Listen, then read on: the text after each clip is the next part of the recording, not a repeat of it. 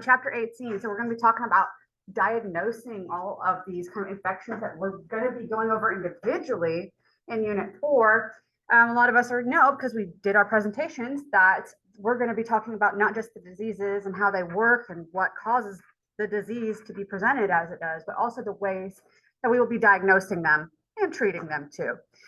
So understanding some of these diagnostic methods gives us a better picture of how to diagnose these things. So main categories of tests that we can be doing to diagnose these diseases. Let me get my little tablet thing here, crappy little tablet. Oh, whoops. Let me take this coat off. It's too bulky. All right, so phenotypic, immunologic, and genotypic. These are the three kinds of tests that we've got. So I'll tell you this. If the test involves any antibodies, so even if we are using antibodies to find antigen, or we are using antigen to find antibodies, it doesn't matter. If it involves antibodies somehow to discover what the thing is, then that's immunologic. If it involves anything to do with DNA or RNA sequence,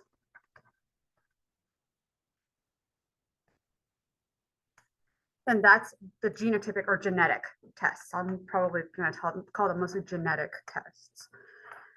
If it doesn't involve antibody or DNA or RNA sequence, then it's going to be phenotypic. So just look at it that way. Doesn't have antibody, doesn't have nucleic acid, then phenotypic. Okay. This includes things like what we just did in lab, McConkey auger and crap like that. That's a phenotypic test, right? We're not testing their antibodies. We're not testing their DNA sequences, but it's going to give us information about the microbe, right? So that's a phenotypic test. That's how you can look at it.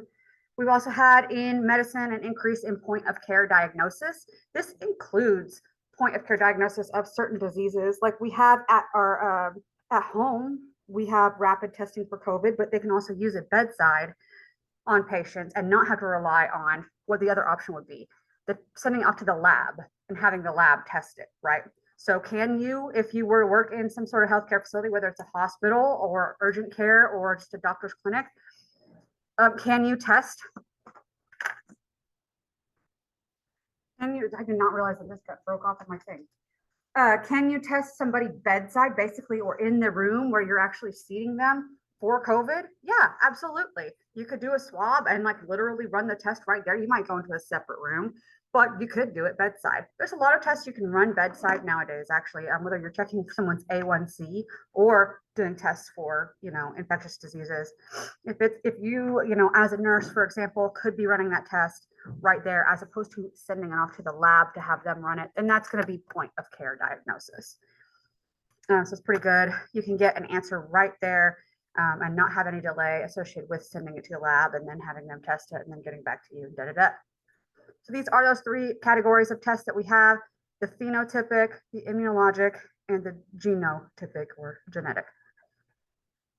So these depend on DNA sequences. Remember how we had the different bands based on whatever that, maybe the bad guy's genome was versus your genome. And we can say, like, if this is your band pattern and this is the bad guy band pattern, then you're not the bad guy. That depends on your genetic DNA your footprint. So that's going to be your genetic testing. Immunologic, just like what we had in ELISA, antibodies and antigens interacting, and the phenotypic, just everything else, man. Everything else falls into that. So you're trying to obtain your samples from your patient. And we know there's a lot of different ways you could achieve this. So just to run through it really quick, if you're going through the nose or the mouth to the throat, in the nares, whatever it is, you can make swabs, you can collect saliva, or you can have sputum that you can collect. You can also take blood samples to test those. If you think that your patient is septic, perhaps even doing blood cultures like that. Urine samples could be clean catch or via catheter. We have skin swabs as well as skin samples taken with a scalpel. That could be scrapings of the surface of the skin, or it could be biopsies, right? Spinal tap to collect cerebrospinal fluid, and usually a lumbar puncture, and then fecal or vaginal samples. Obviously, if you get a fecal sample, you could be doing that by swabbing within the rectum, or you could be collecting actual physical fecal sample. They have like those little hats that you can put on the toilet, and then the patient would go and poop in the little hat, and it catches the poop, and that's your fecal sample. And they can also do that at home and bring that into the lab, let me tell you. So the vaginal swabs and sticks, here we're literally just taking samples from within the vagina, especially if you're talking about, you know, obvious things like yeast infections, or even moving in a little bit further into the more specific stuff of the sexually transmitted diseases. That's where you would be doing that testing. Down here on the bottom, we have an image of a transport swab carrier. They sometimes call these culturettes, but I've never called them that, sample swabs. But these lids could be red or some other color. Whenever you take the lid off, it breaks the seal, just like if you had like a bottle of milk and you turn the lid, it would break that seal and you would know that it had been opened at that point. So does this. Once you have opened it, it is dedicated to that patient that you have assigned it to and cannot be used on anybody else. Even if you were to open it and not use it on that patient, you can't move to another patient. That would be going against protocol. So you assign it to that patient at that point. There's a swab, literally like any other cotton swab inside. The outside is typically plastic, and it's a softer plastic, not a hard plastic like this, but a softer plastic like you could squeeze on it like these bottles, for example. That's important. The reason I bring it up is because you take your swab, you put it back into the tube, and then what you'll do is at the bottom, we have this chamber with medium that we can break the medium out of it by kind of popping it like you would, almost like you would a glow stick or something like that. And the stuff gets released, the swab goes down in it, and then you squeeze the tube itself to make sure your swab is good and moist with the medium. That is important to understand that, because if you just pop your swab back in there and you don't release the medium, the swab could dry out and your sample will dry out, and then it's useless, it's pointless. So you want to be sure that you are exposing it correctly so that you can transport to the lab correctly. After you've collected your specimen, you're going to transport it to the lab. Typically, it's going to be refrigerated. It says typically. I actually have very rarely had my samples be transported refrigerated to any lab, and whatever. So, but they should be already, whatever condition you have drawn your tubes in or collected your swab in or whatever it is, whether it's refrigerated or room temperature, should be able to maintain stability for several hours in that condition. And sometimes once you get it to the lab location, can even be refrigerated and stay there for days before they may or may not need to do testing on it. They can even keep samples for just in case. We'll keep this aside. If this pops positive over here, then we'll do a streak of the culture and run it like that. And so we don't have to keep that swab ready to go and actually culture it out until we need to. So we can give all sorts of environments to our samples as well, whether it's aerobic or anaerobic or whatever it is you might think that your organism is that your patient is contaminated with. If you work for Integris, all of your lab work, any of your lab work, 100% of it is done by DLO. A lot of people maybe don't know that, but even if you draw a blood sample bedside in the ER at Baptist, let's say, and you send it to the lab and they run it stat and they give you your results, DLO ran those samples for you, by the way. All lab work, 100% of it is done by DLO for Integris. That's because Integris owns 49% of DLO. The other 51% is Quest Diagnostics, which is like a bigger conglomerate outside of that. So DLO does all the testing for every Integris facility ever. Does DLO do testing for anybody else? Yeah, of course. We see DLO all over the freaking place. So yeah, DLO does most of the testing in Oklahoma, hands down. LabCorp doesn't even touch what DLO does. LabCorp does a lot of testing for other locations. So, and other hospitals have their own in-house testing as well. So it might not be DLO that you deal with. It doesn't really matter either way. They all kind of do the same thing. So it is what it is. I only say this because even whenever we were doing transplant testing for Baptist for all of their transplants that they did at all, I worked for DLO. I did not work for Integris. So even they belong to DLO. So it's pretty specific there. All right, so this is how you might be ordering your stuff. Let's say you got your sample and it was a sputum sample. I don't know. Your patient coughed up all the junk that they've been coughing and coughing, coughing, cough it into a little cup. That's their sputum sample. And maybe the test that you want run might be a gram stain.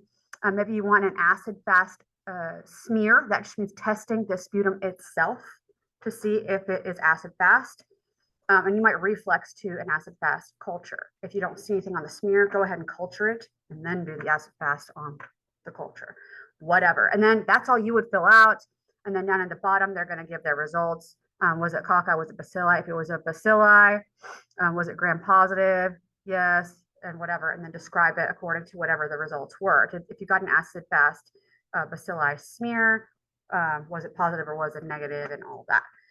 This used to be the thing on papers like this. It was literally a piece of paper that you would fill out, that you or the doctor would be ordering the test, send it to the lab, and they'd literally send you back the paper with the results on it. And that was how they would physically track whatever testing the patient was getting, not so much for the pleasure of your viewing or the doctor's viewing, so much as it is for their billing, of course.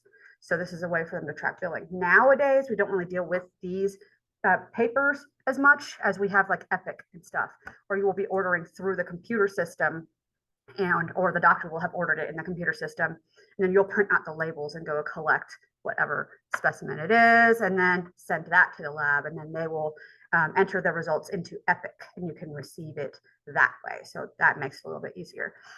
If your system were to go down, there's all sorts of backups, and some hospitals do use paper as a backup if Epic were to fail, for example. All right, cultivating specimens.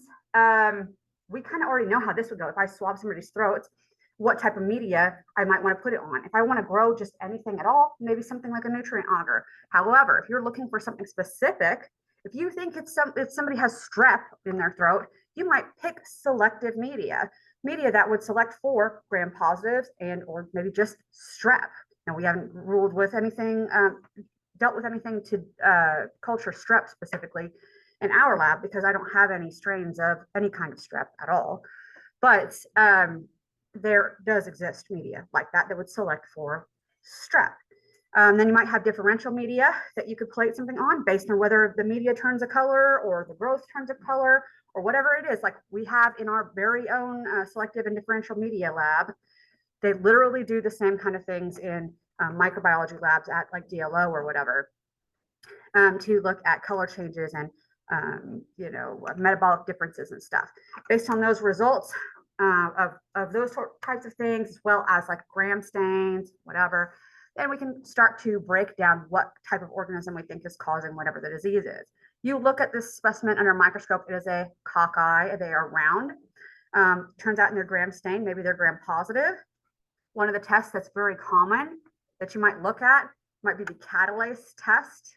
This is because aerobic bacteria are going to produce catalase. It's a defense against the toxic oxygen products. It turns hydrogen peroxide into water and oxygen. We are going to be doing this test in our laboratory kind of towards the end of the lab, but eventually we're going to do that. Dropping, literally, it's going to be hydrogen peroxide drops onto your bacteria, and if it foams up or not. So that's all it's going to be. Not too crazy. We call it catalase test, but it's really just simple, whether bubbles or not. Also looking maybe if it has irregular clusters, right? So we know already if it has the cocci and the irregular clusters being staphylo, we've got a staphylococcus possibility here. That's at least what it looks like. Is it a strict aerobe or is it a facultative anaerobe? Maybe that sounds like, oh my gosh, I wouldn't know how to even know that though. Does it ferment something? If you do a test on it and it is able to ferment literally anything ever, then hate to break it to you, that's a facultative anaerobe, immediately a 100%.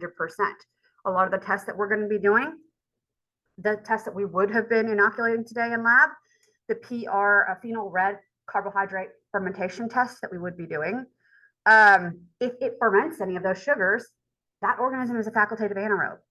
What does that mean? If they're anaerobic, well, yeah, that means that they can live without oxygen if they have to. So if we put them in a situation, push them into fermentation. They can exist without oxygen. If they can exist without oxygen, they are not strict aerobes, right? Strict aerobes have to have oxygen and cannot live without it. So yeah, do a fermentation test on it.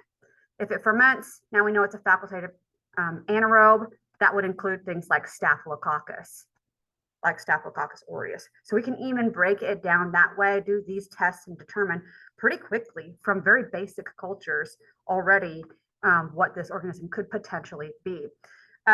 Whenever we look at our mannitol salts agar, right, in our lab, we said it had mannitol in it. That's an alcohol of a sugar. Mannose would be the sugar. Mannitol is the alcohol version. But no matter what, if it ferments that mannitol and makes an acid byproduct, it's going to turn your reddish medium yellow. That's exactly what we're going to be looking at in the lab, by the way.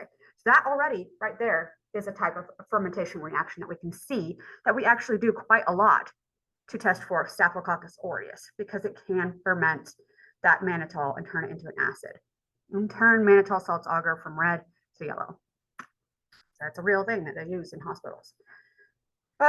Anytime that we are doing any sort of test, whether it's on media and we're talking about maybe its ability to ferment XYZ thing, or its ability to even just utilize this molecule or that molecule and see this color change or that color change from those metabolic differences, that's biochemical testing. Okay, so biochemical testing is a type of that phenotypic testing, right? And what other kinds of tests would we refer to these as? Differential, right?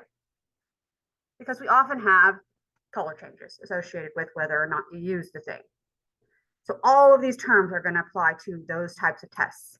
These are tests like mannitol salt agar, and a lot of the other tests that we're going to be doing later on with our tubes in the lab. A lot of these depend on whether a microbe has an enzyme or not and can produce a product as a result of using that enzyme or not. And that usually leads to a color change. We have these cards called API cards that have essentially in each well, so this is 0, so this would be some sort of control, but like 1, 2, 3, 4, 5, and whatever, so on and so forth. We have 49 down here, so that literally means 48 tests that we're running because one of them was 0. So these 48 tests, we have added culture into these little wells here, and we would fill up, it's like a little bubble almost in here with culture, and we leave this part open to the air so that our organism, if it's aerobic, can get to the air. If you want to do any tests on it that involve anaerobic tests to see if your organism can do things anaerobically, you would just fill this up with oil. Usually just mineral oil, nothing crazy, to block air in there. So there's all sorts of ways you can test your organism here. And in each of these wells, we have some sort of additive that's already in there. Additives that can test for glucose fermentation, sucrose fermentation, lactose fermentation, fructose fermentation, whether it can reduce sulfur, and whether it can use certain types of nitrate. Can it reduce nitrate? All of these stuff. Each well represents a different test. And if you do all the math, you will realize that there are more tests on here than we will be doing in the entirety of the rest of our lab, all on one card in one go from basically one culture set. And you put it in there and you incubate it for 24 hours, and then you get it out and you look at your color changes based on whether or not they change color, maybe positive or not. So let's say this row is all supposed to be yellow. So then maybe all these red ones are all positives. So you would add them all up. So whatever that is, 6, that would give you a 6. This one didn't have any color changes on its row, so it's a 0. This one only had 1, and whatever. So you get this little number. I don't even know what I would say. 1, 2, 3, 4. Let's say this one's a 4, and let's say this one's a 3. I don't know. So you type in 06143 into a database, the API database, and it would tell you based on whatever your card type is, what 06143 result would be. So whether that's going to be, E. coli or whatever it is, Streptococcus pyogenes, it could be anything. But yeah, so that you type that into a system and it tells you exactly what it is based on those color changes that you would mark down on a little card that goes with that. So that's how that works. So you might be looking at that thinking like, wow, that must be nice. They don't have to go through this whole freaking semester, basically half a semester anyways, of doing all this testing that we get, like 3 tubes on one day, and they're getting a whole freaking like 48 tests in this one card. Wouldn't that be nice if we could just do that? Yes, it would. There's also it's also very expensive, and I did ask, to be fair, if we could just do one of these cards instead. But it's too expensive. We've already done the math of it for everybody to get to do it. It's too cost prohibitive, basically. So I apologize. So you guys get to do that on large scale. If you were to work in a lab and you only want to know about one test, you're not going to run the whole freaking card, right? Like I said, it's already expensive. So if you only want to know the answer about one test and that'll give you your identity, then you'll actually run it on the big auger like we do in our lab. So it's not completely useless, but yeah. All right, so you can also use antimicrobial susceptibility to determine certain organisms. Now, it doesn't say it on here, but you guys remember what test we do for antimicrobial susceptibility, right? That's the Kirby-Bauer. So Kirby-Bauer, we'll create that lawn of antibacteria. We'll create a lawn of bacteria, put our little discs on there with the antibiotic, and then incubate it, and then see what our zones of inhibition are afterwards. Some organisms have certain sizes of zones of inhibition for certain antibiotics that can help predict what those organisms are. It is presumptive, like it says down here. The patterns that you might see with certain antibiotics, presumptive identification. So if you do see that while you're trying to determine your susceptibility anyway, that might lean you towards thinking it might be Streptococcus or one of these other organisms, depending on what we're talking about. So Kirby-Bauer, and the pattern that you see from Kirby-Bauer can be used in some cases to lean you towards one way or another.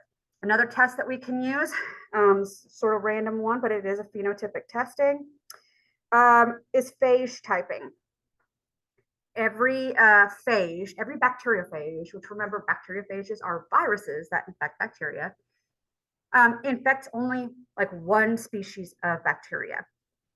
So one phage that only infects Salmonella, right? So if we have a patient sample, stool sample, let's say, that we've cultured, and we expose it to a bacteriophage that attacks Salmonella, and we see evidence of that phage killing the bacteria, then that would indicate that it's Salmonella, right? If there is no killing, then it's not Salmonella. It's just something else. It doesn't tell you anything beyond that. It just tells you whether it's Salmonella or not.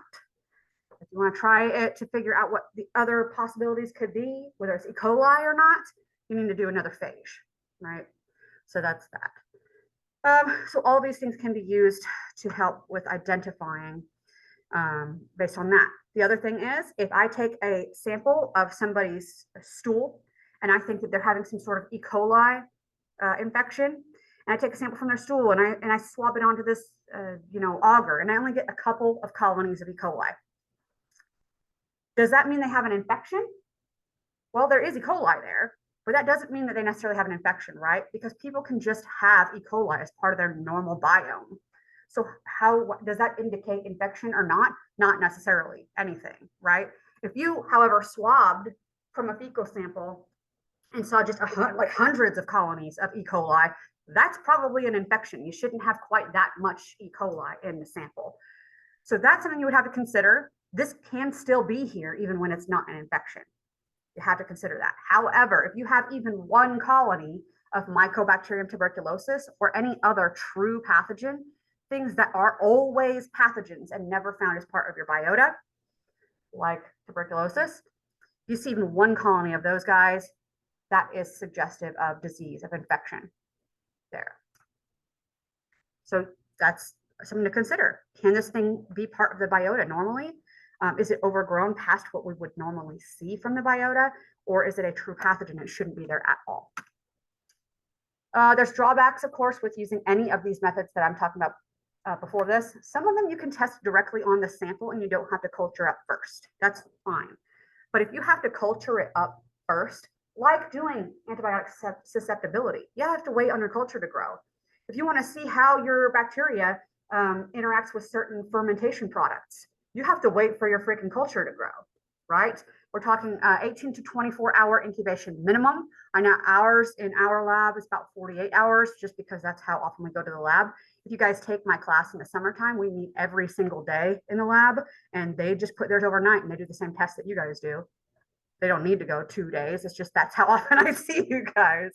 So, but yeah, most things will grow within 24 hours.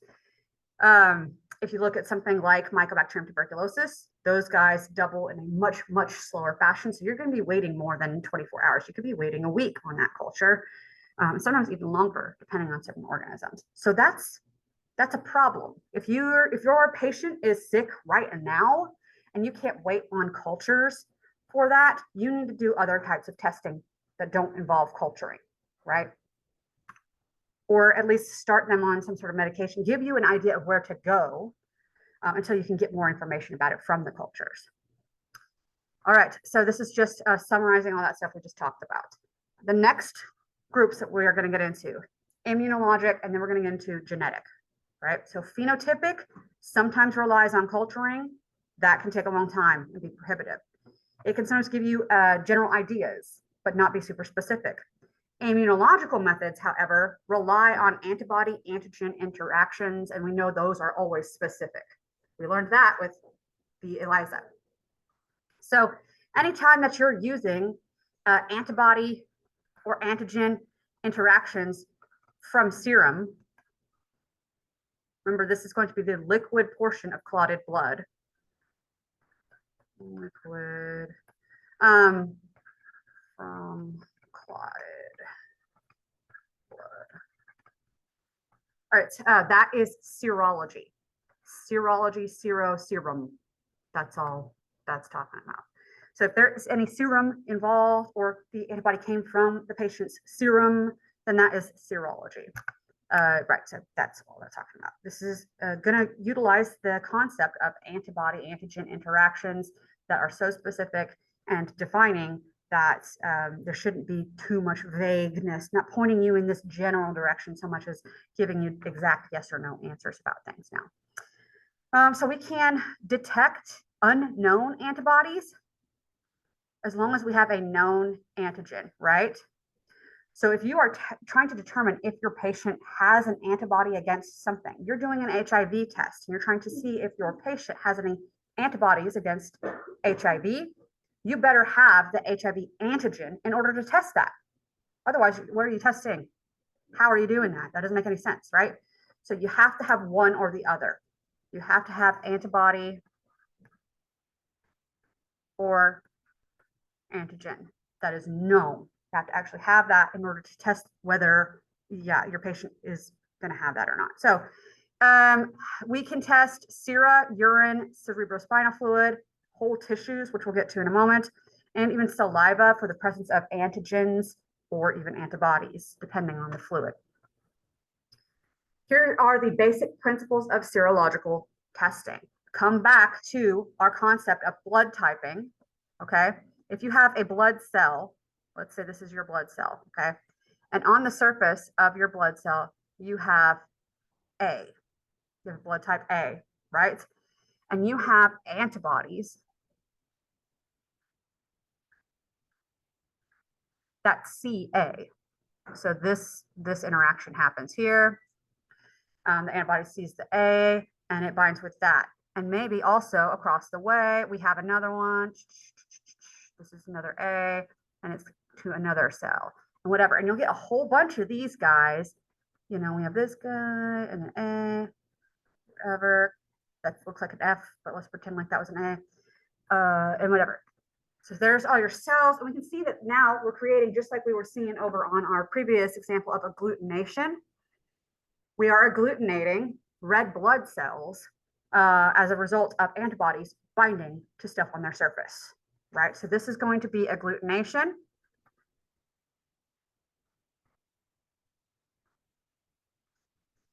So agglutination, this is going to involve cells, so this is whole cells.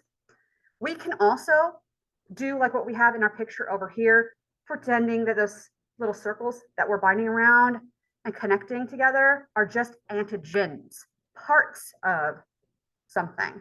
right? So it could be toxin, it could be just a molecule that came from the surface of a bacteria or a virus or something like that. When it is just antigen interacting with that antibody, this is called precipitation.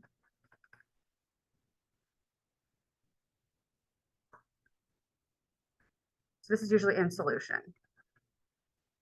Okay, so I'm bringing this up because it's going to talk about this in a moment. But so we can have whole cells, that's agglutination, we're sticking those together. Precipitation, we're sticking together just antigen with antibody, and those can stick together and clump as well. You can actually visualize this clumping, which you can see down here where it says yes. You can see actual clumps happening.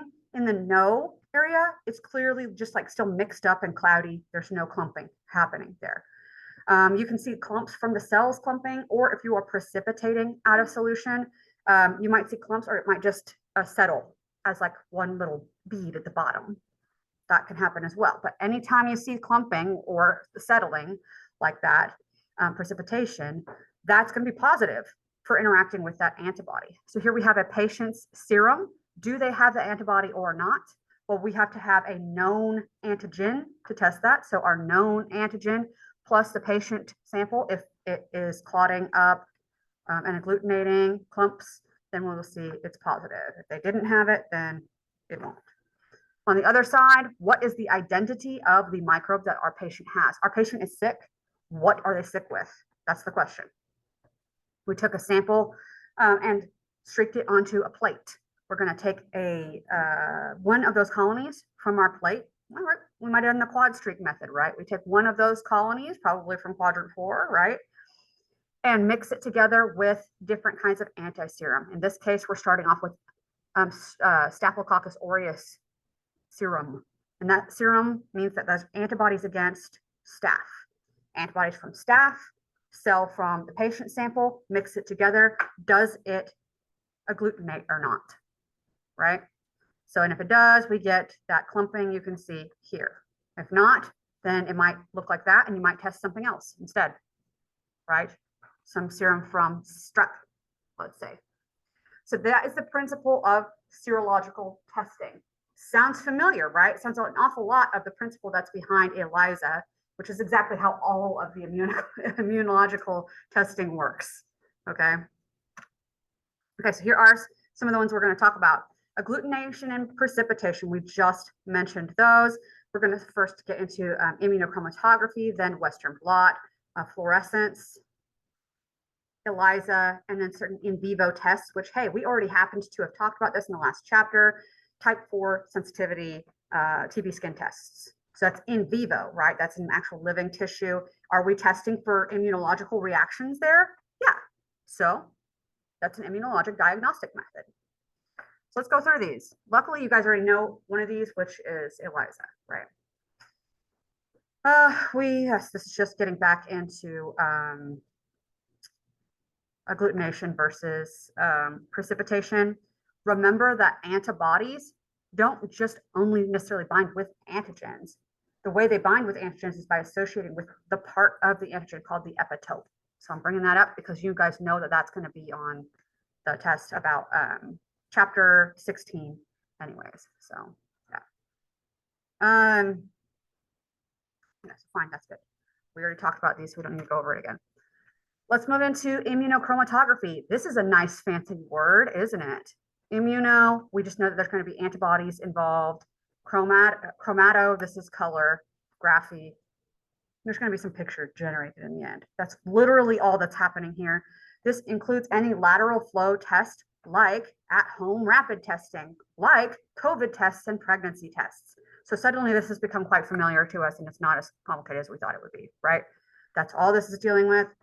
Antibody interactions and color change whenever we see the thing. If the thing is there, it changes colors. If it's not, it doesn't. That's as complicated as it needs to be. So antigen antibody reactions, determining whether or not the color change happens in that test spot. Okay, that's immunochromatography. Antibody titers. This is, remember how when we did our ELISA tests, we had some wells that were darker than others, and we asked about why that would be. And then we determined, hey, that would be because the patients have different concentrations of that antibody. You can even monitor a single patient over time and see how much of an antibody they have against something, like with HIV, for example. If their concentration of antibody is stronger, it means that they are closer to having been exposed to that microorganism, that pathogen, right? That more recently you saw the thing, the stronger your antibody response will have been maintained. So that's the idea. And that measure of the concentration of antibody in that patient sample, that's the antibody titer. So that's the concentration of the antibodies.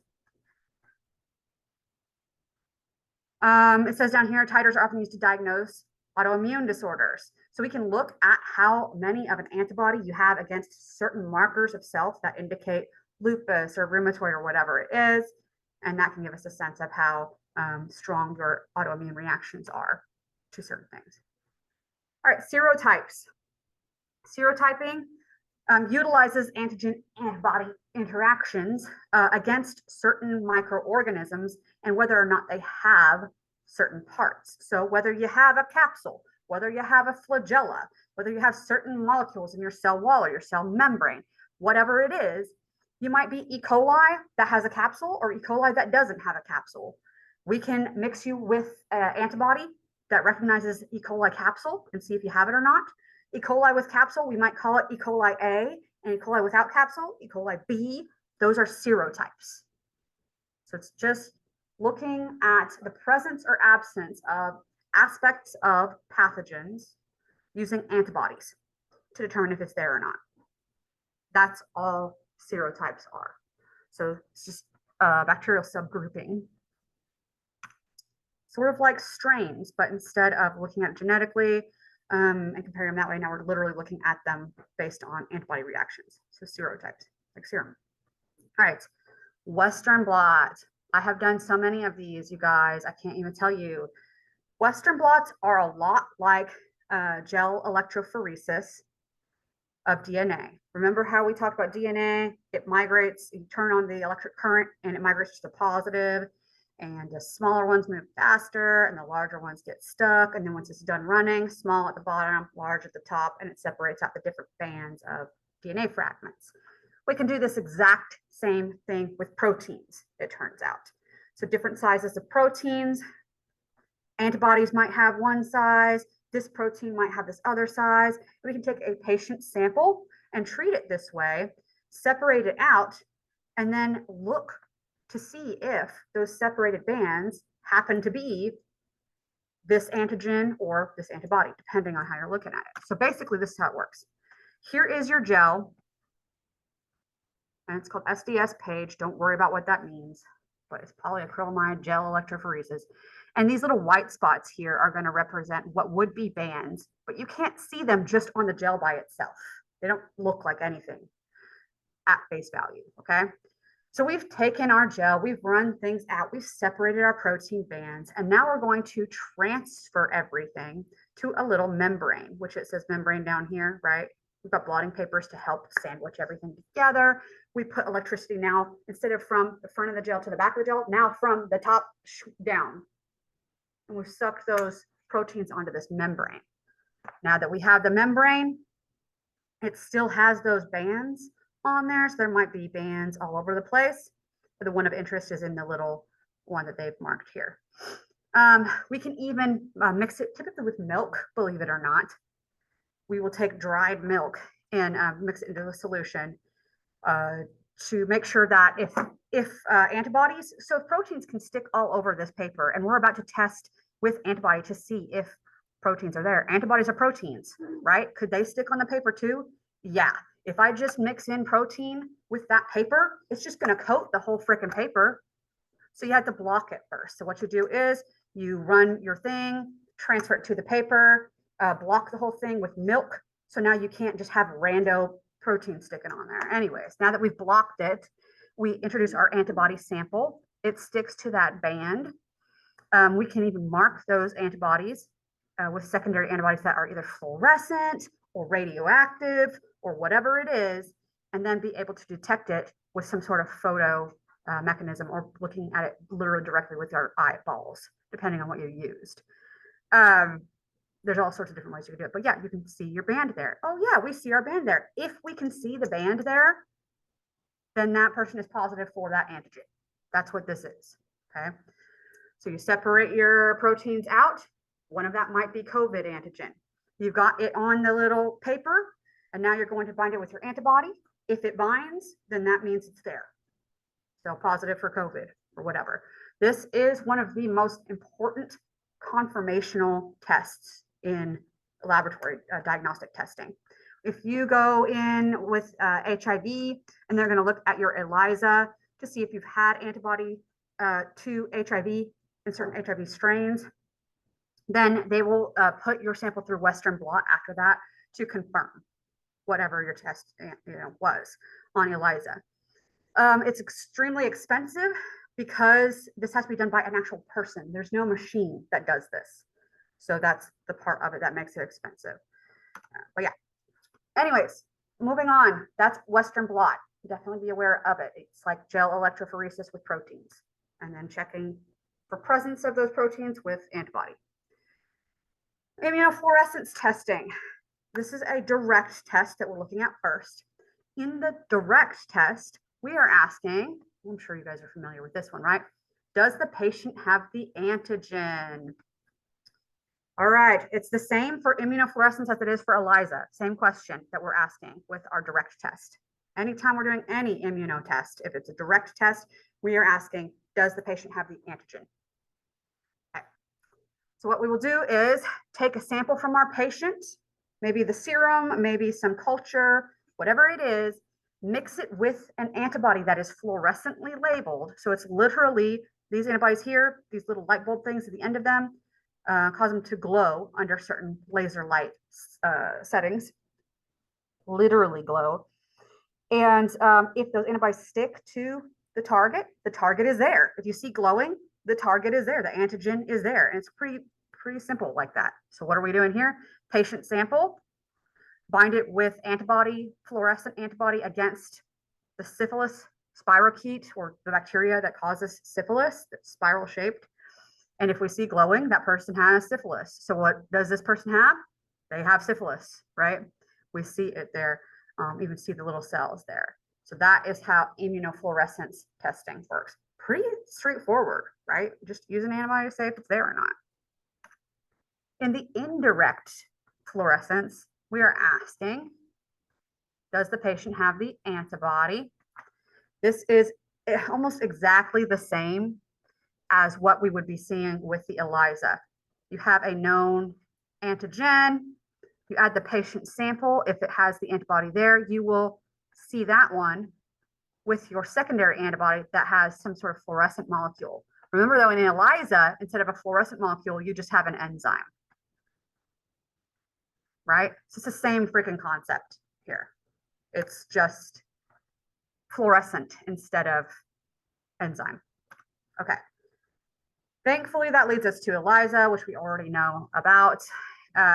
We are going to adsorb things to the well and then do washes in between adding certain things and see if it sticks or not.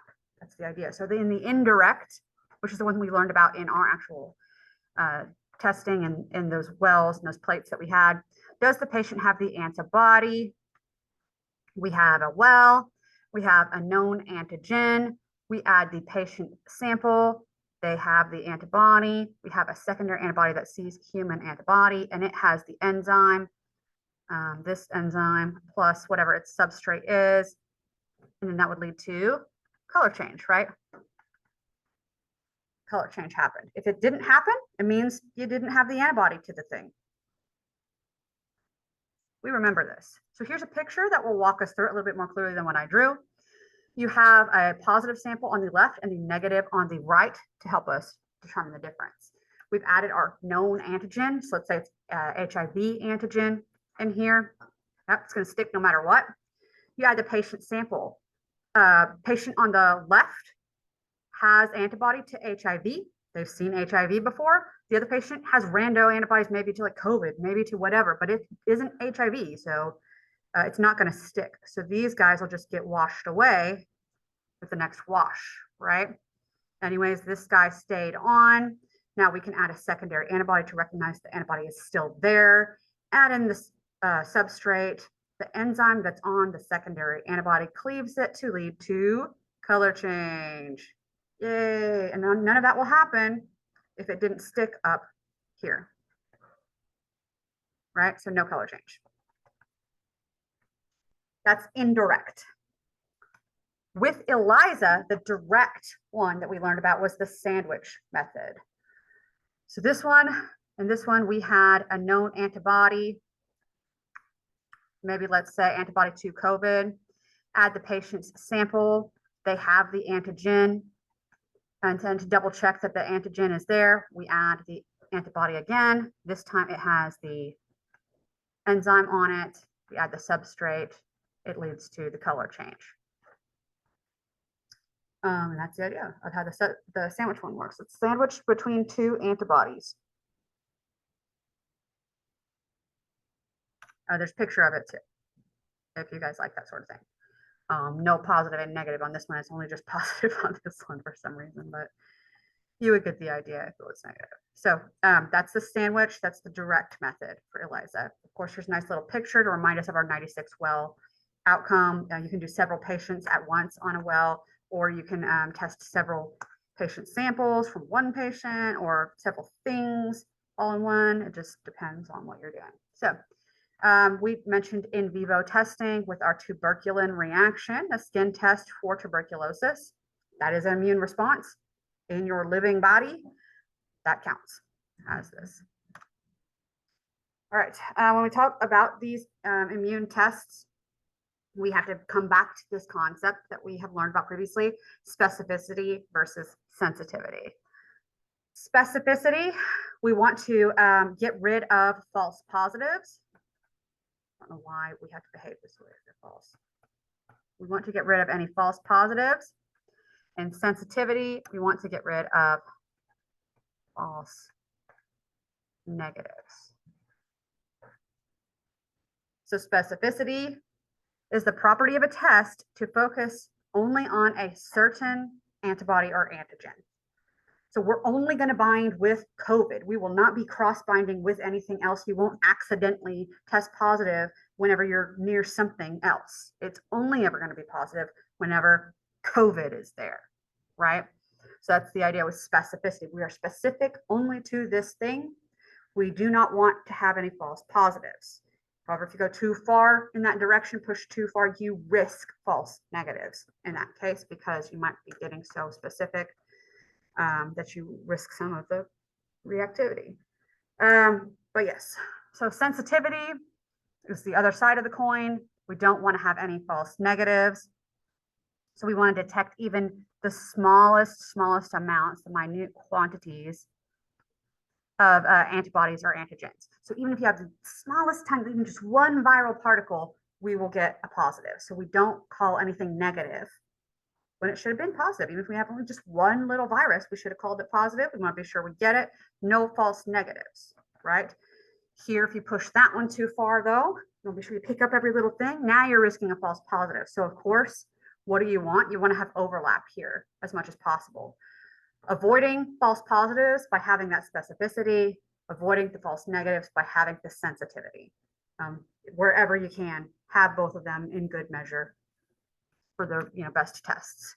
A test that is extremely, any of those immunological tests are very, very specific and sensitive, whether it's ELISA or Western blot, both of those can even go hand in hand actually. All right, so moving on to the genetic testing.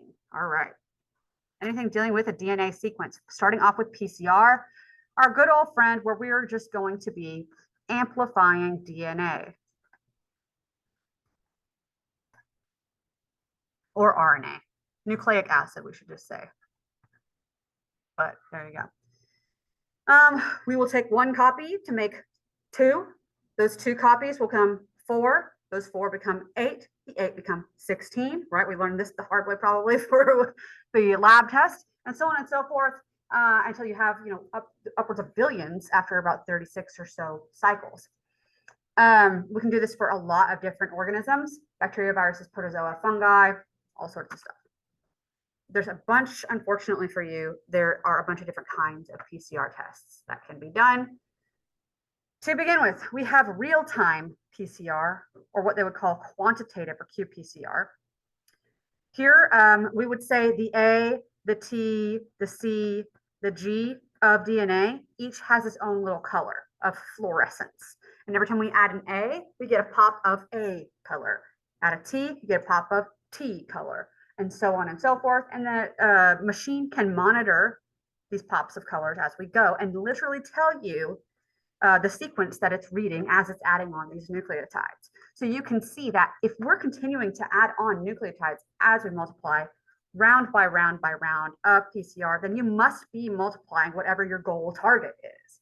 If you're multiplying actively and it's working the way it's supposed to, then that means that person is positive for whatever you're looking at. The primers that you use for PCR are so specific that you don't really get much overlap here. You might want confirmation. In my job that I worked at the food safety testing, we did a lot of PCR testing for a lot of people up front. For example, we would get beef patties in from Lopez Foods. They supply McDonald's in the entire state of Oklahoma. And we would get all of these beef patties in the morning and make little cultures with beef patties and incubate them. They would only have to incubate about 9 hours. And then I would pull them out at the nighttime because I would run the night shift typically and run them on PCR and set everything up, had to put them through all this whole freaking process and then put them on the PCR machine and then hope that when I left them that night that they ran properly and that I wasn't going to get called in the middle of the night to go back in like 3 a.m. to reset the machine. But assuming that everything went well, it would only take about 3 hours for their results to kick out to Lopez and tell them, hey, you are all negative on all of these hundreds of patties that you sent us. And then in the morning, once they had those results, they would send that shipment of patties out so that they can ship it to McDonald's all the next day. That truck is waiting for those results every single day before it ships out to McDonald's. So that's a good thing for you guys, right? McDonald's rarely popped positive, by the way, very, very rarely. And if they did, they went nuts. They wanted to clean everything. They wanted us to test everything and whatever. So they were very, very thorough. Not every place is like that. So, but my whole point is, setting up for that. If they did pop positive, they want everything tested, but they also want us to confirm that it's positive. So if it was positive on PCR, our genetic test, and they want us to confirm it, what test would I do? I would streak it out on EMB agar. I would grow it on, E. coli media. I would do all sorts of stuff that were, selective and differential tests. That's what I would do. So this stuff is actually done, the stuff that we do in the lab, actually done in real life scenarios as people actually use this stuff. It's not only just going to be PCR and that's the end all be all. It's not how it works typically. It's like one step and then another one will confirm. Real-time PCR gives you answers during. That's my point there. Pops up with little flashes of light. You can see it while it's happening. You don't have to wait till the end to know.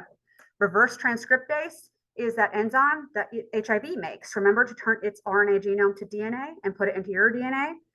Well, we can do that with any RNA sample that we get. So any RNA virus we could test for here with reverse transcriptase, turn it into DNA and then run it through PCR, which it's more stable as DNA. Multiplex PCR, you can have multiple organisms that we can test. One patient sample, test it for multiple things all at once. Incredibly expensive, but it is something that we can do.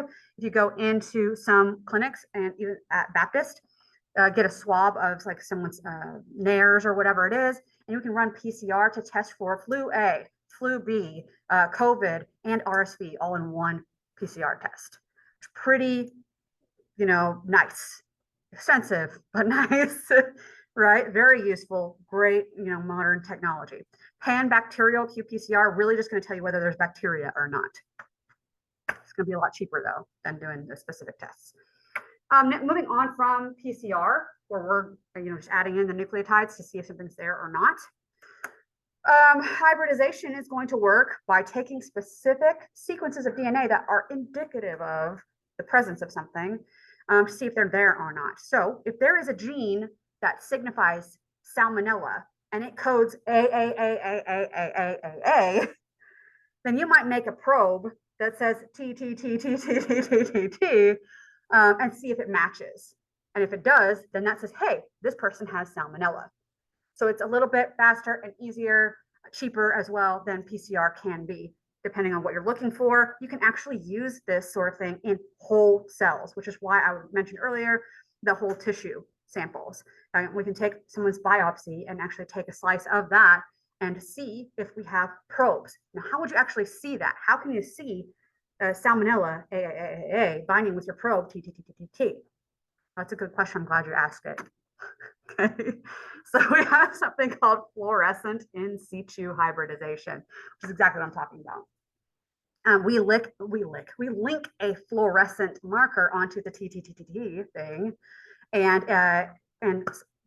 attach it to whatever your tissue sample is. And if it ends up glowing in our microscope, like we had with the other thing, with the syphilis thing, if it ends up glowing here, now we're not using antibodies to see if we're binding. We're seeing if there's actual genetic similarity binding, and then glowing because there is. So that's a great way to confirm diagnosis within tissue samples. So fluorescent in situ hybridization, we're not in vivo, but it is actual whole cells still, just not attached to the person anymore. Yeah, this is literally called FISH. Here is an example of how FISH works. Maybe you have a blood culture growing from your sample, you do a gram stain, you realize that they are cocci and they are gram positive and they have these clusters, right? Irregular clusters. So staphylococci, right? Is it Staph aureus or is it something else that we're looking at? So we get nucleic acid, the TTTTTT or whatever, with a fluorescent molecule attached to it, wash them all together and let them sit, rinse it off, and then we will look in our microscope to see if there's glowing. If there is, this is Staph aureus, okay? Because that's what that's probing for. Genes associated with Staph aureus. So that's how FISH works. That's the picture of what I was describing. Another genetic testing method that we have, whole genome sequencing, is exactly what it sounds like. We're just going to sequence the whole genome of a sample and see what we're dealing with as a result of the outcome. And we can do this for rapid analysis in outbreaks. Just take swabs from people and just start sequencing and get mass amounts of information of whatever's happening. We can also look for drug-resistant organisms as well, and we can sequence that and look for differences in the genetic makeup that may be associated with the resistance. So that's how genome sequencing can be used. We also have deep sequencing, where it's basically like doing it, doing it more than once, and then comparing it to be sure that we're eliminating any errors in the sequencing process. That's all that is. All right, microarray. This is having this like plate, let's say it looks like this. And on this spot, we have genes for the T, like we talked about earlier. Maybe this one for COVID. Maybe this one for RSV. Maybe this one for flu A. And maybe this one for flu B. Okay. But there would be, like, I'm not even kidding, like 356 of them on a plate, okay? And we can do different strains of stuff. Anyways, these are all just like those probes, like we had talked about in the previous one with FISH. Looking for matches in the sample. So we'll have this pre-made plate that has the T on one spot, maybe the GCT on another one, whatever. And they're all going to probe for specific genes in these pathogens. You mix your patient's sample with this, and then do your little, let it sit, do some washes, pop it into a machine, and the machine will tell you whether what spots your crap bound to. So like, let's say that the machine says, oh, hey, we have binding of patient sample onto this spot right here. So this patient, it looks like they have RSV. That's how that would work, okay? But 356 of them on one chip. So that can let you look at all sorts of serotypes of things, all sorts of different kinds of E. coli, all sorts of different kinds of viruses, all at once. You mix your patient sample with that, and then use fluorescence, again, always, to see if there's any binding, to determine what spots your patient sample bound with, So yeah, you can see here that we got a whole lot of wells going on there, little spots on there. And then the scientist or whoever will go through and then make sure that the binding looked real and not, and then give you likelihood that, okay, this person looks like they have this strain of RSV, and then you could treat them as such or do more testing to confirm, whatever. So that is microarray. We also have these things called lab on a chip that takes this a little bit further, not just looking to see if you have gene matches with certain things, but also able to test that hybridization type of a thing, but also maybe immunological tests at the same time, even biochemical tests, even blood tests like CMP or BMP or CBC type tests, all in one little chip from one blood sample from one patient. So multiple tests all at once, right there in one spot. And it can be used to diagnose infections, depending on the type of chip you're dealing with, other things as well. Now we have newer chips that use CRISPR type technologies to help narrow down even more specific genes on microbes for diagnostic purposes. This is great because we might have developing countries that can't afford things like PCR machines and all the primers that would need to go with it, or microarray analysis, or whatever it is, or Western blot. But we can give them a machine that can do this, and now they can diagnose things they would not otherwise be able to, do effectively. All right, that's it for the genetics. Okay, so we have gone through phenotypic. We did pheno, we did immuno, and we did genetic. Now we have some rando ones, okay? Starting off with mass spectrometry. I don't know a lot about this, but I'm gonna do the best that I can to describe to you how it works, okay? MALDI-TOF, I don't remember what MALDI stands for. It's probably mass something, but TOF is time of flight. I will never forget that. I don't know why, but I remember it. Okay, so time of flight, and I'll tell you how that comes into play here in a second. Basically, you take somebody's, your patient sample, your swab, or your culture that you made up from the swab, whatever it is, and you put it onto a chip. And then you put this into the whole machine, and it shoots special kinds of lasers at your sample on your little metal chip, okay? And when it does that, it breaks off ionic pieces of the molecules on there. And I mean literally ionic pieces, like we're talking about, electrons can be flying off, and parts of the molecule will fly off. And based on how they fly through that vacuum or whatever, and how fast they fall and all of this stuff, the machine can give it a little number. It's a little time of flight number, okay? The time that it was flying through the chamber. And helps you determine, based on what molecules break off and what molecules it sees in what amounts and everything like that, the exact molecular makeup of whatever this sample is, down to like the atoms. And that's nuts to think about, but it's how they can analyze a lot of different things. It can be useful for diagnosing microbes. It says within minutes, depending on if we have the data available for what it should look like, as well as poisons or toxins or anything like that. So this doesn't have to only be microbes here. We talk about even proteins, not just organic molecules. We're talking about any kind of molecule at all. Anyways, this is what the readouts would look like. I don't know how to read them either. It's okay. But somehow it tells you, if your patient's, infected or not. All right, next we have some imaging things that can be used for diagnostics. We have MRI, CT, PET scans, and typical x-rays as well. Helps you find areas that might be affected from disease, and then you might biopsy just those areas as opposed to going through a whole mess of exploratory surgeries. You can even just have needle biopsies and stuff like that, and might really spare you from invasive procedures. So our last, we're going to do the Kahoot, but our last question of the chapter is, why would there be so many different diagnostic methods available when there's technology by PCR? I hope I don't have to go into too much detail about this, but I hope you guys would know by now.